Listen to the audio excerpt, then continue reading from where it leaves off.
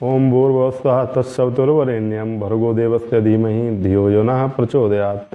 Hello everyone, आप सभी का मेरे चैनल प्रकृति और परमात्मा में स्वागत है।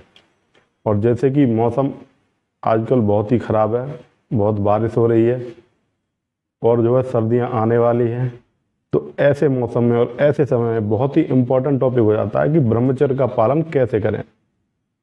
प्रत्येक धार्मिक गुरु ये कहता हुआ नजर आता है कि हमें ब्रह्मचर्य का पालन करना ही चाहिए, ऐसे करना चाहिए, वैसे करना चाहिए। मतलब इस तरीके से वो मोटिवेट तो करते हैं, लेकिन जो केवल इन बातों को सुनकर और इनको ही फॉलो करने में लग जाते हैं बिना किसी मार्गदर्शन के, तो उनके पागलपन की अवस्था में पहुंचने के भी चांसेस बढ़ जाते हैं। क्यों?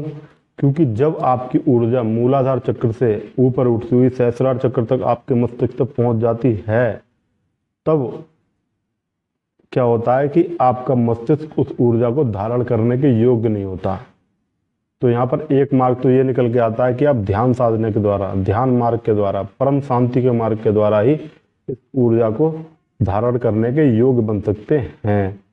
और दूसरा तरीका निकलता है महात्मा गांधी के जीवन से। विवादित निजी जिंदगी। सत्य के साथ अपने प्रयोग के लिए गांधी जी अपने कमरे में कुंवारी लड़कियों के साथ नग्न सोते थे, जिसका जिक्र उन्होंने अपनी किताब में भी किया है। सरदार पटेल ने इस बारे में गांधी जी को पत्र लिखकर उनके इस प्रयोग को भयंकर भूल बताते हुए इसे रोकने को कहा था। ब्रह्मचर्य के प्रयोग भी गांधी की उसी हठ धर्मिता और अतिवाद का परिणाम थे, जहां वे अपनों को अपनी नजर में विजयी घोषित देखने के लिए स्त्री का वस्तु की भांति प्रयोग करते रहे। अब आप हमें कमेंट करके बताइए कि आप आजादी का असली हीरो किसे मानते हैं, गांधी जी को या फिर नेताजी सुभाष चंद्र बोस को।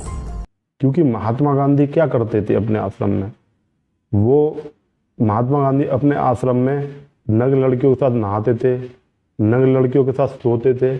और जब वो नग्न लड़कियों के साथ रात को सोते थे ना, तो वो अपने सेल्फ कंट्रोल को चेक करते थे, वो अपना आत्म अवलोकन करते थे। वो ये देखते थे मेरा कंट्रोल कितना कहाँ तक पहुंचा।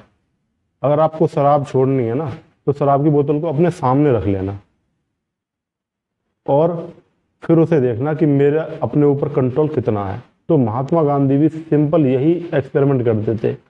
कई लोग उनसे घृणा करके भी आश्रम छोड़कर चले गए थे, लेकिन ये बात यहाँ पे सत्य हो जाती है कि हमें अपने सेल्फ कंट्रोल को चेक करने के लिए अन्य अन्य मार्ग अपनाने पड़ते हैं। तो महात्मा गांधी ने सन 1906 में 38 वर्ष की उम्र में ब्रह्मचर्य को धारण कर लिया था और उन्हें ब्रह्मचर्य का पालन करना था। पर ब्रह्मचर्य के पालन में कठिनाई को देखते हुए उन्होंने ये एक्सपेरिमेंट भी आश्रम में किए थे कि नग्न स्त्रियों के एक साथ बिस्तर पर होते हुए वो किस प्रकार से सेल्फ कंट्रोल में रह सकते हैं। अब यहाँ पे एक और मार्ग है जो अनेक अनेक आश्रमों में हो रहा है। कई आश्रमों में क्या हो रहा है कि नीम जो होता है ना, नीम का पेड़, उसकी नीम की पत्तियां जो होती हैं, नीम और हल्दी की गोलियां मिश्रित। The body does not allow a certain amount of energy to enter the cellular level. For it to enter the cellular level, neem and turmeric as a combination is a tremendous… it's like a dilator. Neem is available almost right across the country except in the mountainous places. Daily consumption of neem leaves. Turmeric is anyway available. Now they are making what is called as nano turmeric, where the absorption rate is way higher than the normal turmeric, which also greatly enhances your immune system. Why? बांटी जा रही है नीम हल्दी की गोलियां।